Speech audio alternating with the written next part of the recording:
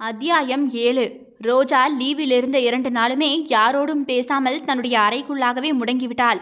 மல்லிகாதான் திட்டிக்கொண்டே சாப்பாட்டை எடுத்து கொண்டு வந்து அள்ளி கொடுத்து சாப்பிட வைத்தார்.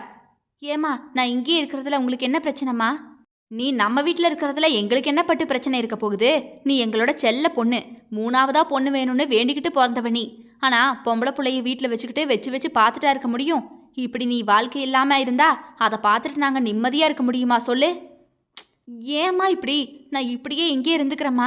யாரையும் தொந்தரவு பண்ணாம நான் வேலைக்கு போயிட்டு அண்ணன் பிள்ளைங்களையும் பார்த்துக்கிட்டு வளர்த்துக்கிட்டு நான் அப்படியே உங்களோடவே இருந்துட்டேனே. இதெல்லாம் என்ன பேச்சுன்னு பேசுற நீ? ஒரு ஸ்கூல்ல போய் வேலை பார்க்குற அளவுக்கு வளர்ந்துருக்க. நீயே யோசிச்சு பாரு, அது சரியா வருமா? வராதுதான். அப்ப நாங்க யோசிக்கிறதுல என்ன தப்பு? உனக்கு கல்யாணத்தை பண்ணி வைக்கணும், உன் குழந்தைங்களையும் நாங்க பார்க்கணும் கொஞ்சணும்னு எங்களுக்கு ஆசை இருக்கும்ல. உனக்கான ஒரு துணை எங்களுக்கு அப்புறமா உனக்காக இருக்குங்கிற நம்பிக்கையில நாங்க கண்ணை மூடுவோம். வேற எதுல எங்களுக்கு இப்படியான நிம்மதி கிடைக்கும்னு சொல்லு. அதெல்லாம் தப்புன்னு சொல்லலையேம்மா. ஆனா ஒவ்வொரு வாட்டியும் எனக்கு தானே மன உளைச்சல் வருது. அதை யோசிக்கவே மாட்டீங்களாம்மா? அப்படியெல்லாம் யோசிக்காதப்பட்டு அப்பா உன்னை நினைச்சே தினமும் மனசுக்குள்ள மறுகிறாரு. அப்புறம் நீ வேற வேலைக்கு போற அன்னைக்கு என்கிட்ட மனசுடைஞ்சு போய் பேசுனியா? அதையும் சொன்னனா உடனே வரன் பார்க்கறக்க ஆரம்பிச்சிட்டாரு. அதைத்தான் இத்தனை வருஷமா பார்த்துட்டு இருக்கீங்களேம்மா. ஏதோ நேத்து தான் வரன் பார்த்த மாதிரியே பேசுறியேம்மா. கருப்பசாமிக்கு பொண்டாட்டின்னு நிரூபிக்கிற போ. அது சரி, அப்படி நிரூபிக்கணும்ல. நீ கண்டதையும் மனசுக்குள்ள போட்டு குழப்பிக்காதன, புரியுதா? நான் எங்கம்மா குழப்பிக்கிறேன்? என் வாழ்க்கையை நினைச்சுதான் நீங்கெல்லாம் குழம்பி போய் திரிறீங்க. என்னமோ செய்யுங்க. ஆனா மறுபடியும் இந்த வரன் இல்ல வேற வரன்னு ஏதாவது கொண்டு வந்தீங்க, நான் அப்படியே லெட்டர் எழுதி வச்சுட்டு கிணத்துல குதிச்சிருவேன் சொல்லிட்டேன். ஐயோ, என்ன பேச்சுன்னு இதை பேசுற ரோசா? அப்படியே செவிட்டு வாக்குல அடிச்சு போடுவேன். இந்த பேச்சுக்கெல்லாம் செல்லம் கிடையாது சொல்லிட்டேன் என்றவர் வேதனையில் சட்டென்று வடித்த கண்ணீரை தன்னுடைய சேலை முந்தியை எடுத்து துடைத்து கொண்டார். அதை பார்த்தவளுக்கோ சட்டென்று மனம் கலங்கி போக அப்படியே அவரது இடுப்பை கட்டிக்கொண்டு கொஞ்சம் நேரம் அவருடைய வயிற்றில் தன்னுடைய முகத்தை புதைத்து ஏங்கி ஏங்கி தன்னுடைய மனதின் ரணத்தையும் கண்ணீராக கரைத்தாள் அவள். அவள் அழுவதை தாங்கிக் கொள்ள முடியாத மல்லிகாவும் கூட அவளது தலையை கோதி கொடுத்தவர், இப்ப என்ன நடந்து போச்சுன்னு இப்படி அழுவுற நீ? உனக்குன்னு கடவுள் இனி தனியாவா தலையெழுத்து எழுதுவாரு? ஏற்கனவே எழுதி வச்சிருப்பாரு. அதுபடி எல்லாம் நடக்கும். நீ எதுக்கு அழுற? எதுக்கு அழற? இப்ப நீ அழுதத அண்ணனுங்களும் அப்பாவும் பார்த்தாங்கன்னா அவங்களுக்கும் கஷ்டமா போகும்ல. ஏதோ இப்பதான் கொஞ்சமாச்சும் அவங்க எல்லாத்தையுமா ஏத்துக்கிட்டு உனக்கான வாழ்க்கையை பார்க்கலாம்னு தெளிஞ்சு போய் வந்திருக்காங்க. அவங்களுக்கு மறுபடியும் கஷ்டத்தை கொடுக்க வேண்டாம். உடனே வேக வேகமாக கண்ணீரை துடைத்தவள் எழுந்து போய் முகம் கழுவி விட்டு வந்தாள். அண்ணன் அப்பான்னு சொன்னா போதும், உடனே எல்லாத்தையுமா உள்ளுக்குள்ள போட்டு மறைச்சுக்குவா என்று மகளைத்தான் பாசமாக பார்த்தார் அவர். இதற்கு மேல் அவள் சாப்பிட மாட்டாள் என்று தெரியும். அதனால் ஊட்டி விடாமல் தட்டை எடுத்துக்கொண்டு போய்விட்டார். தன்னை நினைத்து தன் வாழ்க்கையை நினைத்துத்தான் இளைய அண்ணன் கல்யாணத்தையே தள்ளி போட்டிருக்கிறான். இப்போது இந்த வரனையுமே நான் வேண்டாம் என்று சொன்னால் அவனும் வேண்டாம் என்று சொல்லிவிடுவான். அப்பாவுக்கு எது சரி என்று படுகிறதோ அதையே அவர்கள் செய்யட்டும் என்று முடிவெடுத்தாலும் மனதோ ஒரு மாதிரி படபடவென்று அடித்து கொண்டது. ஒருவேளை டாக்டருக்கு என்ன உண்மையாவே பிடிச்சிருந்தா அவர் எனக்கு வரன் பார்த்திருக்குன்னு தெரிஞ்சு வருத்தப்படுவார்ல. வருத்தப்பட்டுட்டாலும் அவருக்கெல்லாம் நம்மள மாதிரி பட்டிக்காட்டில் இருக்க பொண்ணை பிடிக்க போகுது பாரு. 16 வயது நிலை படத்துல வர டாக்டர் மாதிரியே இவரும் கண்ணை கட்டி பேசுறாரு. நீ அந்த மயில் மாதிரி ஏமாந்திராத ரோஜா, அப்புறம் ரோஜாவை கசக்கி பிழிஞ்சு போட்டுருவாரு என்று யோசித்தவள், சச்சே இது என்ன மாதிரி யோசனைன்னு வேற யோசிக்கிற நீ? அவரை பார்த்தா அப்படியெல்லாம் தெரியல, நல்லவராத்தான் தெரியுது. ஒருவேளை அவர் உண்மையிலேயே என்னை காதலிக்கிறேன் கல்யாணம் பண்ணிக்கிறேன்னு சொன்னா நீ என்ன பண்ணுவ என்று உள்மனது அவளையே கேட்டது. அது வந்து அவர்கிட்ட எல்லாத்தையுமா பேசி சம்மதம்னா வீட்டில் சொல்லுவேன். அது சரி, அந்த அளவுக்கு போயாச்சா நீ? அவரும் உன்னை வேண்டான்னு சொல்லிட்டா நீ என்ன பண்ணுவ என்று மனது இடித்ததுமே அப்படியே நடுங்கி விட்டாள். மீண்டும் பதட்டத்தில் கை கால் நடுங்க அப்படியே மயங்கி சரிந்து விட்டாள். நெடுநேரமாகியுமே வெளியே கூட வராமல் என்ன செய்கிறாள் இவள் என்று மல்லிகா வந்து பார்த்தார். மகள் அங்கு மயங்கி கிடப்பதை கண்டதுமே, ஐயையோ பட்டுமா என்று வேக வேகமாக கன்னங்களை தட்டி எழுப்பி பார்த்தார். அவ்வளவுதான், அவருடைய அழுகையின் சத்தத்தில் வீடே கலைபரமாகிவிட்டது. கருணாகரன் ஓடி வந்து பார்த்துவிட்டு அவளை உடனே தூக்கி கொண்டு ஹாஸ்பிட்டல் ஓடினான். பக்கத்து டவுனில் இருக்கும் ஹாஸ்பிட்டலில் அவளை சேர்த்துவிட்டு அனைவருமே வெளியே உட்கார்ந்திருந்தனர். அங்கு எப்போதும் போலவே டாக்டரோ, இப்பவும் அதே பதட்டம் பயத்துல வர மயக்கம்தான், வேற ஒன்றும் இல்லை, ஒரு நாள் இருந்துட்டு போங்க என்று சொல்லிவிட்டார். மல்லிகா தான் இப்போது ரொம்பவே பயந்து விட்டார். கல்யாணம்னு பேச்சு எடுத்ததும் எதுவும் சாப்பிட்டு தற்கொலை முயற்சி பண்ணிட்டாலோ இவ என்றுதான் பயந்து போய் அழுதார். கருணா, இவ ஏதோ செஞ்சிட்டாலோன்னு பயந்துட்டண்டா. இவளை எப்படி கரை சேர்க்க போறோன்னு தெரியலையே, பயமா இருக்குப்பா என்று அவனுடைய கையை பிடித்து கொண்டு அழுதார். மல்லிகாவாவது வாய்விட்டு மகன்களிடம் புலம்பிவிட்டார். ஆனால் கருப்பசாமியோ பாவம், யாரிடமுமே தன்னுடைய வேதனையை சொல்ல முடியாமல் அமைதியாக தனக்குள்ளாகவே வைத்து மருகினார். என் மகளுக்கு என்ன குறைச்சல்? அழகில்லையா, பணம் இல்லையா, படிப்பில்லையா? ஏன் இந்த அளவுக்கு கடவுள் சோதிச்சாரு? அப்படி என் மேலையும் என் மக மேலையும் இந்த கடவுளுக்கு என்னதான் கோபம்? இப்பதான் நல்ல வரனா வந்திருக்குன்னு பேச்சத்தான் ஆரம்பிச்சோம், அதுக்குள்ள இப்படி அச்சாணியமா மயங்கி ஹாஸ்பிட்டல்ல படுத்திருக்காளே என்று வேதனையில் கண்களை மூடியவருக்கு கண்களின் ஓரம் யாரும் காணாத அளவுக்கு சோகத்தின் ஈரம் படர்ந்தது. மகளது வாழ்வு, எதிர்காலம் என்னாகுமோ என்ற நினைவே ஒரு தகப்பனாக அவருக்கு பயத்தை கொடுத்தது. எப்படியாவது சரியாகும் என்ற சிறு நம்பிக்கையோடே உட்கார்ந்திருந்தார். மொத்த குடும்பமுமே பட்டு ரோஜாவுக்கு துணையாக ஹாஸ்பிட்டலில் இருந்தனர். இங்கு சென்னையில் தன்னுடைய அம்மா லலிதாவோடு காரில் ஏறிய சூரிய பிரகாஷுக்கு முகமெல்லாம் பிரகாசமாக இருந்தது. அவனை பார்த்த லலிதாவோ, ஏன்பா உனக்கு அந்த சின்ன கிராமத்து ஹாஸ்பிட்டல் தான் பிடிச்சிருக்கா? ஏன் இப்படி? இங்க தானே எப்பவும் பிடிக்கும், சென்னையை விட்டுட்டு போக மாட்டேன்னு தானே பிடிவாதம் பிடிப்ப நீ என்று ஒரே கேள்விக்குறியோடே கேட்டார். அது என்னன்னு தெரியலம்மா, அந்த ஊரு தண்ணியும் காத்தும் ஏதோ சிலு சிலுன்னு நெஞ்சுக்குள்ள ஒட்டிக்கிச்சு. அப்புறம் டாக்டருன்னு அவங்க காட்டுற அன்பு மரியாதையும் நமக்குள்ளேயே நிறைய மாற்றங்களை கொண்டு வருதுமா. அங்க வாழக்கூடியவங்கெல்லாம் வரம் பெற்றவங்கம்மா. ஆமா, தென்காசி சாரலும் அந்த ஊரு குழுமையும் கேள்விப்பட்டிருக்கேன் தான் நானும். இப்பதான் உன் மூலமா அங்க வரேனா. உங்க அப்பா கிட்ட எப்பவும் கேட்பேன், ஒரு தடவையாவது குற்றாலத்தை பார்க்கணும், குற்றாலம் பார்க்கணும்னு. எங்க கூட்டிட்டு வந்தாரு? இப்ப அவர் மட்டும் உங்க அக்கா வீட்டுல கனடால போய் உட்கார்ந்துருக்காரு. நான் இங்க இருக்கேன். நமக்கு வாச்ச புருஷன் சரியில்லை. உங்களுக்கு அப்படி, எனக்கு இப்படி, அவ்வளோதான். இதுல நம்ம என்ன செய்ய முடியுமா? அது சரி, வர வர நிறைய தத்துவம்லாம் பேச ஆரம்பிச்சிட்ட சூர்யா. அது என்னடா, இடம் மாறுனா சாப்பாட்டுக்கு கஷ்டப்படுவ, என்னை தேடுவேன்னு நினைச்சேன். ஆனா நீ அப்படியெல்லாம் தேடின மாதிரியே தெரியலையே. அம்மா, உன்னை பிரிஞ்சிருக்கிறது எனக்கு என்ன புதுசாமா தேடுறதுக்கு? நீ வேற பேசாம வா. டிரைவர் வச்சு தான் வண்டியை ஓட்டிட்டு போறோம். பேசாம படுத்து தூங்குங்க. நம்ம பொருட்கள் எல்லாம் நமக்கு முன்னாடியே போய் சேர்ந்துரும். நான் இன்னொரு விஷயத்துக்கு ஃபோன் பண்ணல. காலையில உனக்கு ஃபோன் பண்ணி கருப்பசாமி ஐயா உதவியோட மேல் எடுத்து வைக்க சொல்லணும். அதை முதல்லயே சொல்லலாம்ல, இப்பதான் ஞாபகம் வந்துச்சாக்கும். நீ நேரடியாவே அந்த கருப்பசாமி கிட்டேயே சொல்லியிருக்கலாம். என்னதே கருப்பசாமியா? கருப்பசாமியா அந்த ஊர் பெரிய மனுஷமா? உன்னை விடவும் பெரியவரு. நீ அவர் பேரை மட்டும் சொன்னது அவர் பொண்ணுக்கு கேட்டிருந்துச்சோ, அவ்வளோதாமா என்று சொன்னவன் சத்தமாகவே சிரித்தான். அவன் சிரிப்பதையே யோசனையோடு பார்த்தவர் இப்போது மெதுவாக, அந்த பொண்ணு நல்லா அழகா இருக்குமாடா? ஆமாமா, உள்ளூர் உலக அழகி, அவ அப்படித்தான் சொன்னான் என்றவன் மறுபடியும் சொல்லிவிட்டு சிரித்தான். இதுக்கு மேல அவங்கிட்ட கேட்க வேண்டாம், எப்படியும் பார்க்கத்தானே போறோம் நாம என்று அமைதியாகிவிட்டார். அடுத்த நாள் காலையிலேயே பொருட்களோடு வண்டி வீட்டிற்கு முன்பாக வந்து நிற்கவும் கருப்பசாமி தான் இப்போது, என்ன முருகேசா, டாக்டர் எப்ப வராரு? சாமான்லாம் வந்திருக்கு. அவரா பின்னாடி வந்துட்டு இருக்காருயா, எப்படியும் மதியானம் ஆகிரும்னு சொன்னாரு. சரி இரு, நம்ம ஆட்களை வர சொல்றேன், அவனுக்கு வந்து மெதுவா தூக்கி வைப்பானுங்க. முத்துவை கூப்பிட்டு அங்கு வேலை செய்பவர்களை வர சொல்லி பொருட்களை எல்லாம் மாடிக்கு ஏற்றி வைக்க சொன்னார். அப்போது வெளியே வந்த ரோஜாவோ, என்னப்பா வீட்டு பொருட்கள் எல்லாம் வந்து இறங்கியிருக்கு, டாக்டர் குடும்பம் வந்துருச்சா என்று நிதானமாகவே கேட்டாள். ஆனால் அவளது கண்களோ அவளையே அறியாமல் அவனை தேடியது. அவர் குடும்பத்துல யார் யாரெல்லாம் இருக்கா என்று பார்க்கும் ஆவலும் அவனை பார்க்கும் ஆவலும் கண்களில் தெரிந்தது. அதற்குள்ளாகவே கருணாகரன் வெளியே வந்து, ஏன் பட்டுமா இன்னைக்கே ஸ்கூலுக்கு போகணுமா? நீ 2 நாள் கழிச்சு போகலாம்ல. ஆமா, இந்த வீட்டுக்குள்ளேயே விட்டதை பார்த்துட்டேவா படுத்திருக்க முடியும்? அங்க என் பிள்ளைங்க என்னை தேடுவாங்க, நான் வரேன் என்றவள் ஸ்கூலுக்கு தினேஷோடு கிளம்பி விட்டாள். கருப்பசாமி தான் இப்போது, விடு கருணா, அவளை இப்போதைக்கு எதுவும் சொல்லாத, அங்கேயாவது சந்தோஷமா இருக்கட்டும் என்று அதோடு முடித்து விட்டார். சரிப்பா என்றவன் முருகேசனை பார்த்துவிட்டு, ஏண்டா உங்க டாக்டரையே வந்து பொருட்களை ஏற்றி வைக்க சொல்ல வேண்டியதானே? அதுக்கும் எங்க வீட்டு ஆட்களை வச்சு தான் ஏற்றுவீங்களோ? மரியாதையா அவங்களுக்கு இன்னைக்கான கூலியை கொடுக்க சொல்லு. சரிங்கய்யா என்று அமைதியாகவே தலையாட்டி விட்டான். இல்லை என்றால் அடுத்து அவனிடம் யார் அடி வாங்குவது? பெரியவனாவது பேசிவிட்டு அடிப்பான், இவனோ அடித்துவிட்டு தான் பேசுவான். எதுக்குடா வம்பு என்று அதோடு அமைதியாக போய்விட்டான்.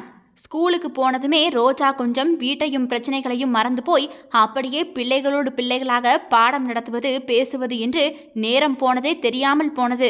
இப்போது பிரின்சிபல் கூப்பிட்டு விடவுமே சிரித்த முகத்தோடு உள்ளே போனாள். அங்கே சூரிய பிரகாஷ் உட்கார்ந்திருந்தான். அவனுடைய மடியிலோ 2.5-3 வயதிற்கும் பெண் குழந்தை இருந்தது. அதை பார்த்ததுமே இது யாரோட பொண்ணா இருக்கும் என்று யோசித்தவாறே குழந்தையையும் அவனையும் பார்த்தாள். அவளை பார்த்து அவன் சிரிக்கவே இல்லை.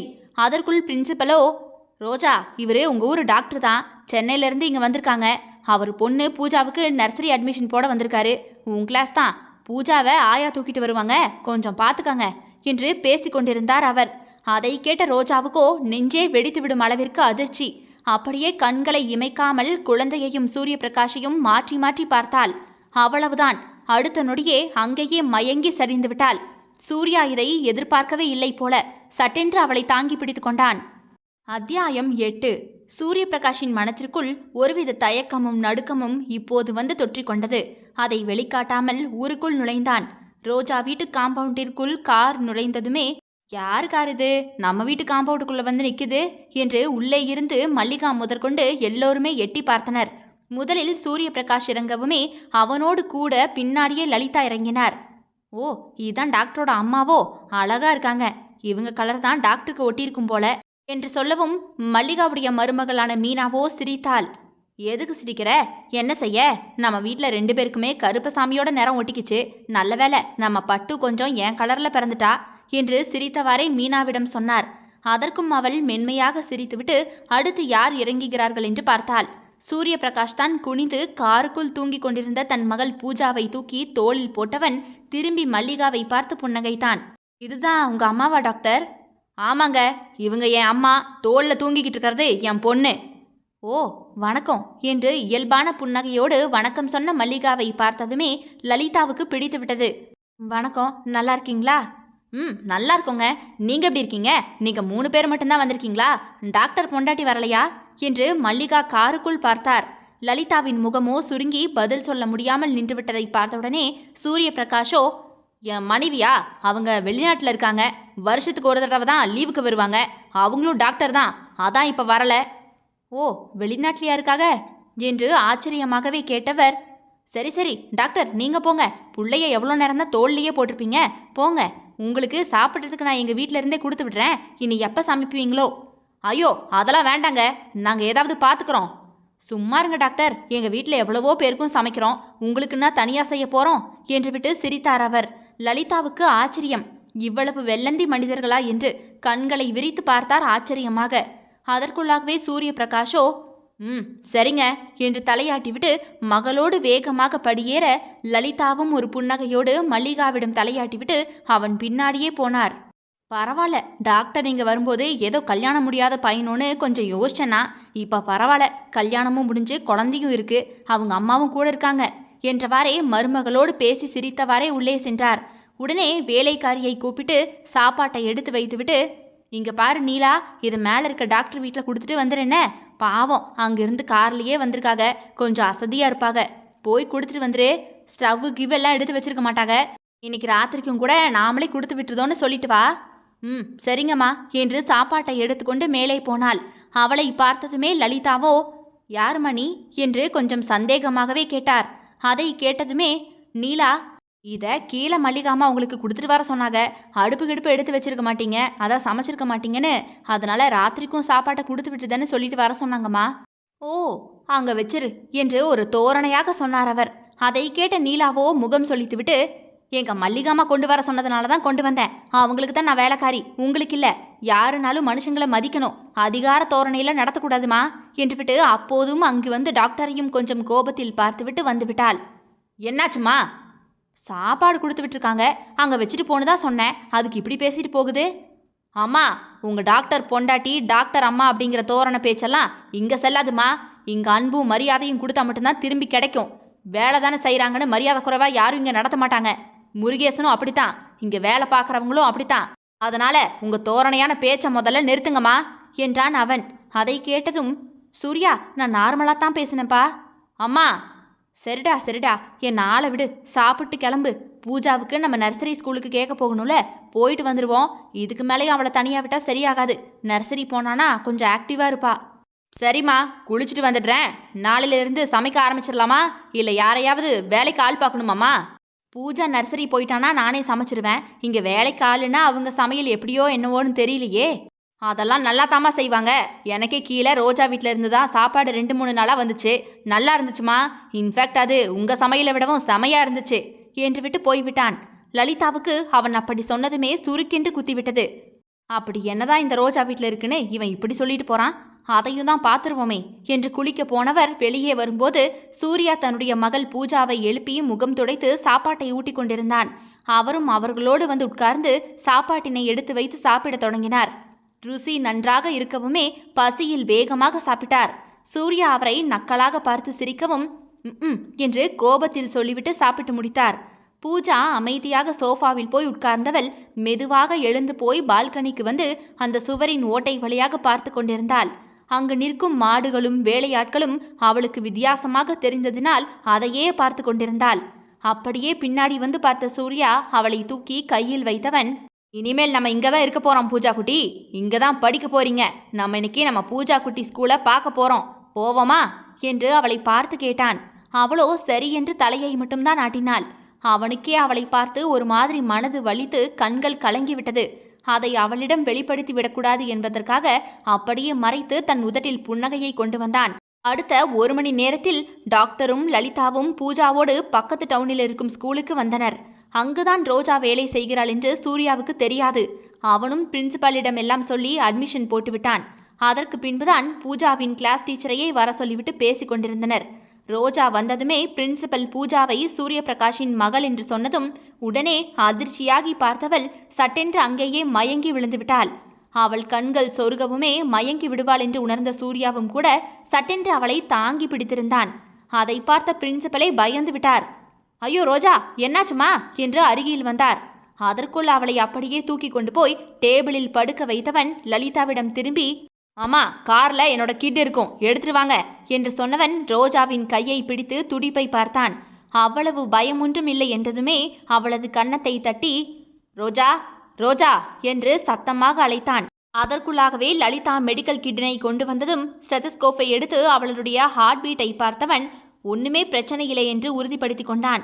அதிர்ச்சியில் வந்த மயக்கம்தான் என்று புரிந்து கொண்டு கொஞ்சமாக தண்ணீரை எடுத்து அவளுடைய முகத்தில் லேசாக தெளித்தான். அதில் லேசாக கண்களை திறந்து தாம் எங்கிருக்கிறோம் என்று பார்த்தாள். உடனே சூர்யாவை பார்த்ததும் வேகமாக எழுந்து உட்கார்ந்து சுற்றி முற்றி பார்த்துவிட்டு டேபிளில் இருந்து இறங்குவதற்கு முற்பட்டாள். உடனே சூர்யாவோ அவளது கையை பிடித்து கீழே இறக்கவும் அவனது கையை விலக்கிவிட்டு தானாகவே நிற்க முயன்றாள். ஆனால் அது அவளால் முடியாமல் போனது. அவளது கை கால்கள் எல்லாமே நடுங்கவும் அவளருகில் போனவன் அவளை இழுத்து தன் அருகிலிருந்த சேரில் உட்கார வைத்தான். டாக்டர் என்பதால் அவனை யாரும் ஒன்றுமே சொல்லவும் இல்லை, கேட்கவும் இல்லை. குடிக்கிறதுக்கு தண்ணி கொடுங்க என்று வாங்கி அவளது கையில் கொடுத்தான். அதை அவளால் வாங்கி குடிக்க கூட முடியாமல் கைகள் எல்லாம் நடுங்கவும் அதை வாங்கி அவனாகவே அவளுடைய வாய் அருகே கொண்டு போனான். ஆனால் அவளோ குடிக்காமல் அவனுடைய கண்களையே கூர்ந்து பார்த்துவிட்டு அப்படியே தன் கண்களை சுழற்றி பூஜாவை பார்த்தாள். அதை அவன் மட்டுமே புரிந்து கொண்டான். இந்த தண்ணியை முதல்ல குடிங்க மிஸ், எதுனாலும் அப்புறமா பேசிக்கலாம். அவனை மீண்டும் பார்த்தவளின் கண்களில் பரிதவிப்பு இருந்தது. இப்படி என்ன ஏமாத்திட்டியே என்பது போன்ற ஒரு உணர்வுதான் அது. அது அவனுக்கு புரிந்தது. ஆனாலும் நடந்து முடிந்தவற்றை இல்லை என்று சொல்ல முடியாதே. அதனால் தண்ணியை குடிங்க மிஸ் என்று அழுத்தமாக சொல்லவும் தண்ணீரை குடித்தாள். 2 மடக்கு குடித்துவிட்டு போதும் என்று விலகி கொண்டவள் பிரின்சிபலிடம் பேசினாள். மேம், எங்க அண்ணனுக்கு ஃபோன் பண்ணி வர சொல்லுங்களேன், நான் வீட்டுக்கு போறேன் என்று உதடுகள் நடுங்க சொன்னவளை கண்கள் இடுக்க பார்த்தான் அவன். மேம், ரோஜா மிஸ்ஸை நாங்களே கூட்டிட்டு போறோம். அவங்க வீட்டுக்கு மேலதான் வாடகைக்கு இருக்கேன், ஒரே இடத்துக்கு தான் போகணும், அவங்க அண்ணனை கூப்பிட வேண்டாம் என்று சொல்லி முடித்தவன், ஆமா பூஜாவை கூட்டிகிட்டு போய் கார்ல உட்காருங்கம்மா, நான் ரோஜா மிஸ்ஸை கூட்டிட்டு வரேன் என்று விட்டு அவள் பக்கமாக திரும்பினான். அவளோ, நான் அண்ணன் கூடவே போறேன், என் ஃபோனை எடுத்து தாங்க பியூனண்ணா, நான் ஃபோன் பண்ணிக்கிறேன் என்று கை கால்கள் நடுங்க கேட்டாள்.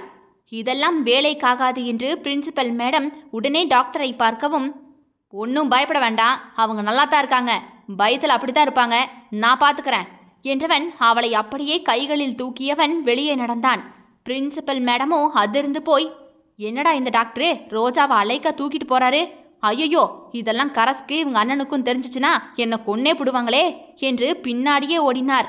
அதற்குள் சூர்யாவின் கையிலிருந்து இறங்க முயன்ற ரோஜாவை, கையில் அடங்கியிரு, இல்லனா இப்பவே கடத்திட்டு போயிடுவேன், உன்னை ஒன்னும் கடிச்சு திங்க தூக்கிட்டு போகல, புரியுதா, பேசாம இருடி என்று பல்லை கடித்து கொண்டு பேசியவனை வித்தியாசமாகவே பார்த்தாள்.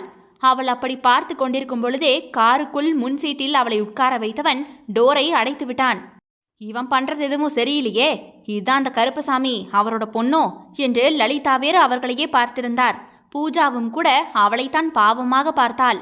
சூர்யா அந்த பக்கமாக வந்து காரை எடுத்தவன், பூஜா, இதான் உங்க மிஸ். பாத்தியா, உன்ன மாதிரியே எல்லாத்துக்கும் பயப்படுறாங்க பாரு.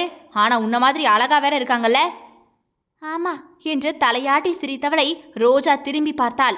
அவ்வளவு அழகாக ரோஜா பூ போல பூஜா இருந்தாள். அவளை பார்த்து லேசாக சிரித்தவளோ, உங்க பொண்ணு ரொம்ப அழகா இருக்கா, அவங்க அம்மா ரொம்ப அழகா இருப்பாங்க போல என்று நக்கலாகவே கேட்டாள். அதை கேட்டதுமே சூர்யாவுக்கு அவள் எதற்கு இந்த கேள்வியை நக்கலாக கேட்கிறாள் என்று நன்றாகவே புரிந்தது. உடனே அவளை திரும்பி பார்த்துவிட்டு, நான் அழகா இருக்கிறதுனால தான் என் பொண்ணும் அழகா இருக்கா என்று கண்ணடித்தான். உடனே அவளுக்கு கோபம் பற்றி கொண்டு வந்துவிட்டது. இந்த நிலைமையிலையும் இவன் என்னை பார்த்து கண்ணடிக்கிறான், வெக்கம் இல்லாதவன் என்று கோபத்தில் முறைத்து பார்த்தாள். அது சரி, அந்த அழகை வச்சுக்கிட்டு தான் கல்யாணம் முடிஞ்சு ஒரு குழந்தை இருக்கிறத மறந்துட்டு என்னென்னமோ வேலையெல்லாம் பண்ணிக்கிட்டு இருக்கீங்க போல. அதுலேயே தெரியுது உங்க அழகோட லட்சணம் என்று வார்த்தைகளால் அவனை வதைக்க நினைத்து பேசினாள். அவனோ அதை கேட்டு சத்தமாகவே சிரித்து விட்டான். அதை பார்த்தவளுக்கு பற்றி கொண்டு வந்தது. இவனை நம்பி நான் என்னென்னவோ கனவு கண்டுகிட்டு இருக்கேன். இவன் குழந்தை மனைவின்னு என் முன்னாடியே வந்து நிற்கிறான். அப்போ இவனை ஒரு ஏமாத்துக்காரன்னு தானே நம்ம எடுத்துக்கணும்.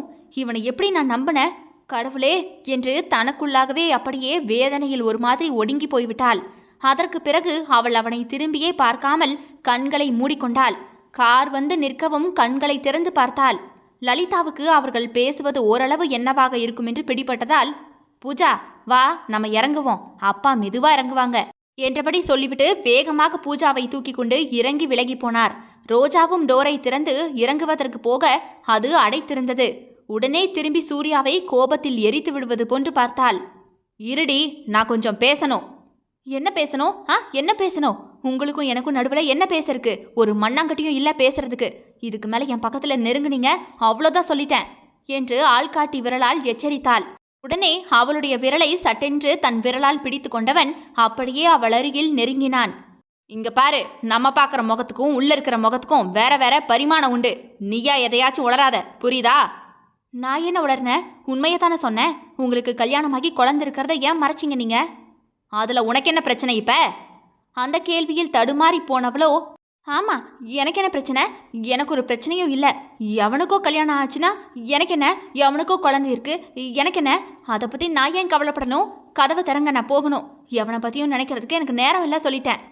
என்னை பத்தி நினைக்கிறதுக்கு நேரம் இல்லையா உனக்கு? அந்த கேள்வியில், இவ்வளோ விஷயம் எனக்கு தெரிஞ்ச பிறகும் இப்படி பேசுறதுக்கு வெக்கமா இல்ல? இல்ல. சீச்சி. அவளது கையோடு சேர்த்து அவளையும் இழுத்து ஏதோ அவன் பேச போகவும் கருணாகரன் அப்போதுதான் தன்னுடைய வண்டியில் உள்ளே வந்தவன் சரியாக அந்த காருக்கு அருகே வந்து நின்றான்.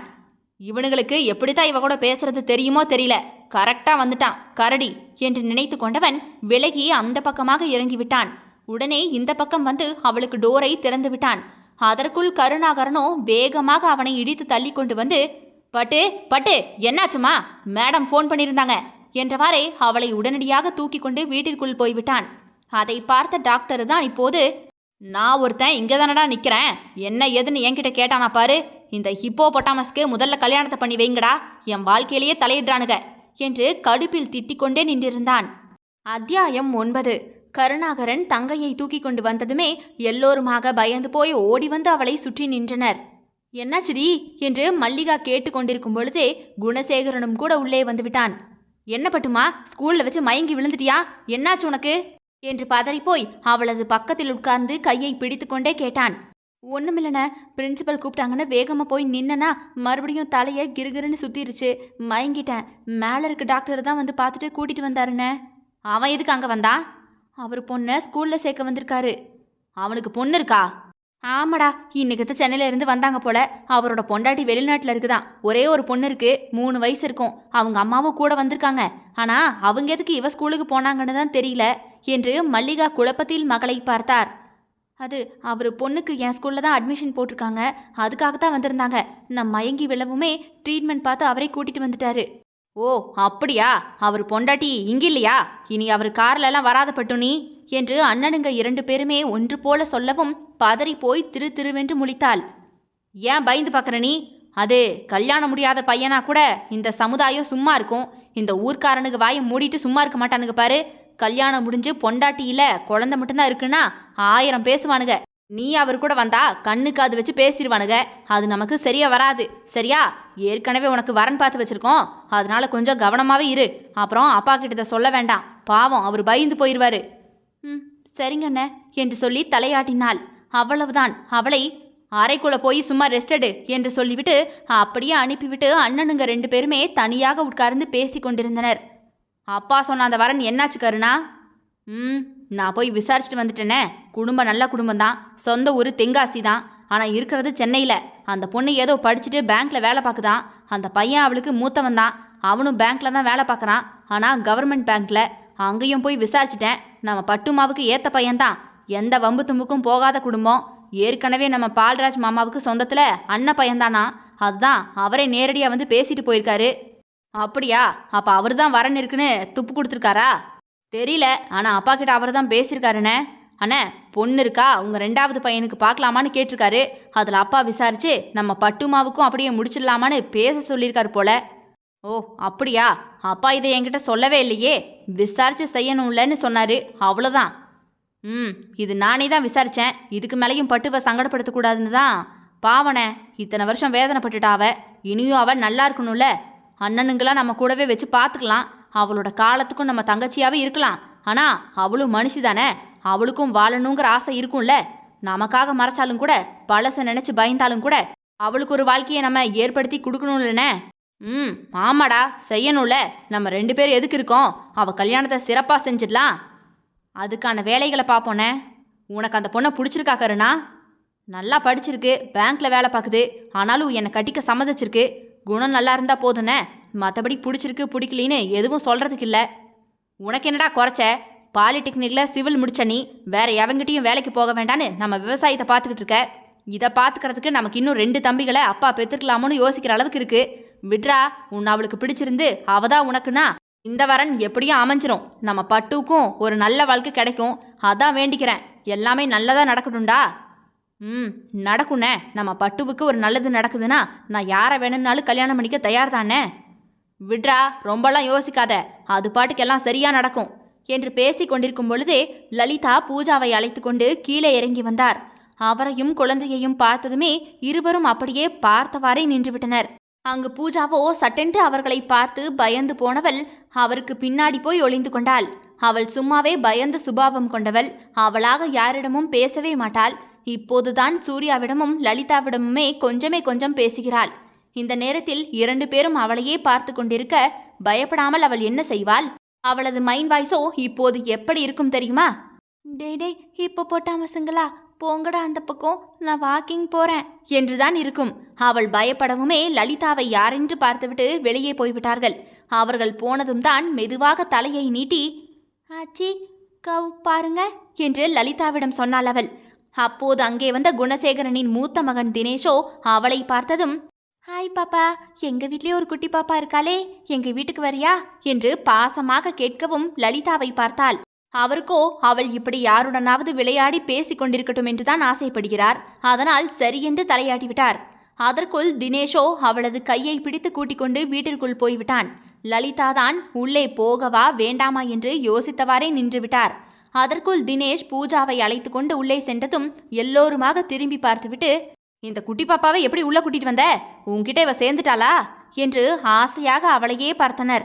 பூஜாவோ மீனாவின் மடியில் இருக்கும் அவளுடைய 2 வயது மகளை பார்த்து தினேஷின் தங்கச்சி என்று பார்த்து கொண்டிருந்தாள். இந்த வயதில் துருதுருவென்று சேட்டை பண்ணும் குழந்தைகளைத்தான் பார்த்திருக்கிறார்கள் அவர்கள். ஆனால் அவளோ அமைதியாக உட்கார்ந்திருந்தாள்.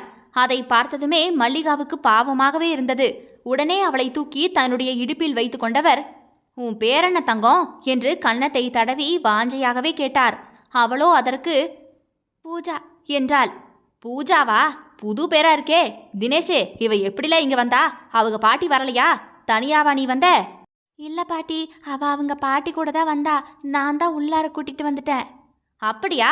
அவங்க வெளியே நிற்கிறாங்க என்று கேட்டவாறே மல்லிகா வெளியே போய் பார்த்தார். லலிதா உள்ளே சென்ற பூஜாவை காணவில்லையே என்று பார்த்து கொண்டே இருந்தார். மல்லிகாவை கண்டதுமே புன்னகைக்கவும், ஏன் வெளியவே நின்னுட்டீங்க? உள்ள வாங்க, நம்ம வீடுதான், எதுக்கு வராம அங்கேயே நிக்கிறீங்க என்று அழைத்தார் அவர். இல்ல, பூஜாவை விளையாட கூட்டிட்டு வந்தேன். அவங்க அப்பா தூங்குறான், அதான் இவளை கீழே கூட்டிட்டு வந்துட்டேன் என்று உள்ளே போகாமலே பேசி கொண்டிருந்தார். அவ உள்ளாரதா சின்னவளை பார்த்துக்கிட்டு இருக்கா, நீங்க உள்ள வாங்க என்று மறுபடியும் அழைத்ததும் லலிதா உள்ளே போனார். அவரை அங்கு அழைத்து உட்கார சொல்லிவிட்டு நீலாவிடம் காஃபியை எடுத்துக்கொண்டு வர சொன்னார். அவரும் லலிதாவுக்கு எதிராக உட்கார்ந்தவர், உங்களுக்கு சொந்த ஊரே சென்னை தானுங்களா? ஆமாங்க. உங்களுக்கு டாக்டர் மட்டும்தானா இல்ல வேற பிள்ளைங்க எதுவும் இருக்காங்களா? அவனுக்கு மூத்தது ஒரு பொண்ணு, அவ அமெரிக்காவில் இருக்கா. அவ இன்ஜினியரு, இவன் டாக்டரு. என் ஹஸ்பண்டும் டாக்டர் தான், அவரும் மக கூட தான் இருக்காரு. வருஷத்துக்கு ஒரு தடவை வருவாங்க. அமெரிக்காவிலையா இருக்காக என்று கொஞ்சம் அதிசயமாகவே பார்த்து கேட்டார். மல்லிகாவுக்கு தென்காசி போவதே பெரிய விஷயம், அதுதான் அப்படி கேட்டார். அப்போ நீங்களும் அங்க போவீங்களா? அடிக்கடி போயிட்டு தான் இருந்தோம், சூர்யா கல்யாணத்துக்கு அப்புறமா போகல. ஓஹோ. இப்படியாக அவர்கள் பேச்சு வளர்ந்து கொண்டே போகவும் அவர்கள் பேசிக்கொண்டிருக்கும் பொழுதே பூஜா மெதுவாக அங்கும் இங்கும் நடந்து ஒவ்வொன்றாக பார்த்து கொண்டே போனாள். தினேஷோ அவளோடு கூடவே நடந்தான். அவள் நேராக ரோஜாவின் அறைக்குள் நுழைந்தவள் அங்கிருந்த பொருட்கள் பொம்மை என்று எடுத்தெடுத்து பார்த்துவிட்டு அப்படியே கட்டிலில் ஏறி உட்கார்ந்து கொண்டாள். தன்னுடைய அண்ணன் மகள்தான் வந்திருக்கிறாள் என்று நினைத்து படுத்திருந்த ரோஜாவோ அப்படியே பின்னாடி உருண்டு பூஜாவை தூக்கி முத்தமிட்டு தன் மடியில் வைக்கவும் தான் பார்த்தாள் அவளை. அவள் முத்தம் கொடுத்ததுமே வெட்க சிரிப்போடு அவளை பார்த்து கொண்டிருந்தாள் பூஜா. இது நம்ம டாக்டர் பொண்ணுல்ல என்று அவளுமே கண்ணை விரித்து அதிர்ச்சியில் பார்த்தாள். பூஜாவை உடனே மடியிலிருந்து இறக்கிவிட தூக்கியவளுக்கு மனதே வரவில்லை. அவளது கன்னத்தை நடுக்கத்தோடு தொட்டு தொட்டு பார்த்தாள். ரோஜா போன்ற மென்மையான அவளது கன்னங்களை தொட்டதும் அவளோ லேசாக கிலுக்கி சிரித்தாள். அவள் மற்ற குழந்தைகளைப் போல எந்தவிதமான சேட்டைகளையோ இல்லை பரபரவென்று பொருட்களையோ எடுத்து அங்கும் இங்கும் ஆராயவோ எதுவும் செய்யவோ கிடையாது. அப்படியே அமைதியாகவே இருந்தாள். அவ்வளவுதான். அந்த அமைதி ரோஜாவை என்னவோ செய்யவும் சட்டென்று அவளை தூக்கி தன்னுடைய மடியில் வைத்து கொண்டவள் அவளது கன்னத்தோடு கன்னத்தை வைத்து அப்படியே உட்கார்ந்திருந்தாள். அவளுக்குமே அந்த கதகதப்பான அணைப்பு தேவைப்பட்டதோ இல்லை குழந்தைக்கு தாய் அன்பு தேவைப்பட்டதோ, இரண்டு பேருமே வெகுநேரம் அப்படியே இருந்தனர். அதை பார்த்திருந்த தினேஷ் அருகில் வந்து உட்கார்ந்து ரோஜாவின் தோளில் சாய்ந்து கொண்டான். பூஜாவை அவள் மடியில் தூக்கி வைத்திருந்தது அவனுக்கு பொறாமையை லேசாக கிளப்பி விட்டிருந்தது. அதனால்தான் ரோஜாவின் தோளில் அவனாகவே வந்து சாய்ந்து கொண்டான். உள்ளே போன பிள்ளைகளை காணவில்லையே என்று மல்லிகா உள்ளே வந்து பார்த்துவிட்டு அப்படியே கதவில் சாய்ந்து மகளைத்தான் பார்த்து கொண்டே இருந்தார். அவளுக்கும் ஆசை இருக்கும்ல, தனக்கும் வாழ்க்கை வேணும், குழந்தை வேணும்னு. ஆனா அந்த கடவுள் ஏந்தா இப்படியான சோதனையான வாழ்க்கையை என் மகளுக்கு கொடுத்துட்டாரோ தெரியல என்று ஏக்க பெருமூச்சை விட்டார். இதே போல அவளோட சொந்த குழந்தைங்களை கொஞ்சிக்கிட்டு இருக்கிறத நான் பார்த்தாலே எனக்கு இந்த பிறவியோட மொத்த சந்தோஷமும் கிடைச்சிருமே ஆண்டவா. என் மகளுக்கு ஒரு வழியை காட்டாமையா போவ, காட்டுப்பா என்று மனதிற்குள் வேண்டிக் கொண்டே கையை விரித்து மேலே பார்த்து ஏதோ முணுமுணுத்தார். அதை பார்த்த தினேஷ் தான் இப்போது, பாட்டி என்ன தனியா மேலே பார்த்து பேசிக்கிட்டு இருக்க என்று கேட்டதும் தான் ரோஜா திரும்பி பார்த்தாள். மல்லிகா கண்கள் கலங்க மகளைத்தான் பார்த்தார். யம்மா என்னம்மா என்று ரோஜா கேட்டாள். டாக்டர் மக வந்தாலே எங்கேன்னு பார்க்க வந்தேன், அவங்க பாட்டியும் இங்கே தான் இருக்காங்க. ஓ இங்க வந்தாங்களா என்றவள் பூஜாவை தூக்கி கட்டிலில் வைக்க அவளோ மீண்டும் ரோஜாவின் மடியிலேயே வந்து உட்கார்ந்து கொண்டாள். ரோஜா ஆச்சரியமாகவே பார்த்தாள். இன்னைக்கு தான் இவளை நான் முதல்ல பார்க்குறேன், இந்த பொண்ணு என்ன என்கிட்ட இப்படி ஒட்டுது என்று ஆச்சரியப்பட்டு போனாள். உன் பேர் என்ன பாப்பு? பூஜா. இதென்ன பேரு என்று முழித்த ரோஜாவை பார்த்து சிரித்த தினேஷோ, அத்த அத்த அது அவ பேரு பூஜாத்த, அதைத்தான் அவ அப்படி சொல்லுறா. ஓ பூஜாவா, நல்ல பேரு நல்ல பேரு, யார் வச்சது? தெரியாது என்று கையை விரித்து காண்பித்தவளை பார்த்தவளுக்கு அவ்வளவு கியூட்டாகவே இருக்கவும் கன்னத்தில் முத்தம் வைத்தாள். நீ கீழிறங்கி உங்க பாட்டிக்கிட்ட போவியா, நான் உன் பின்னாடியே வருவனா என்று ஏதேதோ சமாதானம் சொல்லியும் கூட அவள் கீழேயே இறங்க மாட்டேன் என்று பிடிவாதம் பிடித்து உட்கார்ந்து விட்டாள். இதென்ன ரோஜா உனக்கு வந்த சோதனை, இவங்க அப்பனை மாதிரியே அழிச்சாட்டியும் பண்ணுது.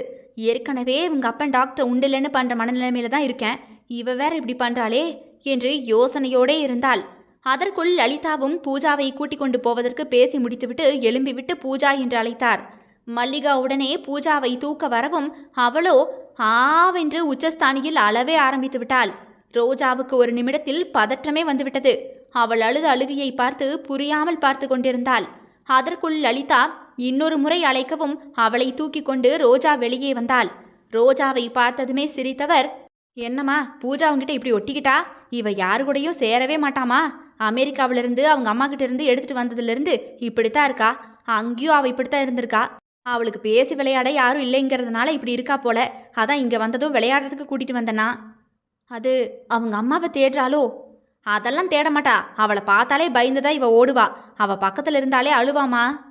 என்ன என்று ரோஜா புரியாமல் பார்த்தாள். அதற்குள் சூர்யாவின் சத்தம் மேலிருந்து கேட்டது. அம்மா என்று அவன் அழைப்பது கேட்டது. பூஜா என்று அவன் மறுமுறை அழைக்கவும், மகளை காணாம கொஞ்ச நேரம் கூட இருக்க மாட்டான் போல மன்மத டாக்டர். இதுல நம்ம கிட்ட உரசிக்கிட்டே வேற வரான் இவன் என்று கடுப்பாகிவிட்டாள் ரோஜா.